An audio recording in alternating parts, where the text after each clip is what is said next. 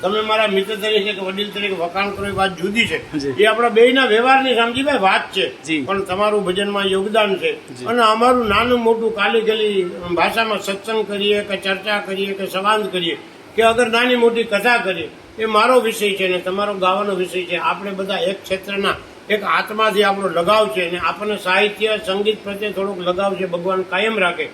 પણ જગતના ચોકમાં અગણિત સંતોની અંદર તુકારામ હોય, જ્ઞાનેશ્વર હોય, જલારામ આપણા હોય કે હમણાંની વાત બંડીવાળો બાવો એ બગડાણાનો બળિયો બાવો હોય, પણ આ જગતના ચોકમાં જેનું નામ માત્ર ને માત્ર રોટલાથી ઉજળું આભને આંબે એવું થયું છે, એના ઉપર બે શબ્દ તમારા આગ્રહથી હું બોલું છું. કે બોલવામાં મને બકવાસ તણી બહુ લાગે છે, બીક. એ જાજુ નહીં પણ થોડું ઠાવકું બોલાય તો ઠીક. અને કચ્છી પ્રજાએ એને અનુમોદન આવ્યું છે આ વાતને કે મીડિયા મૂકે મીઠી લગે છે મેકન તોજી માની.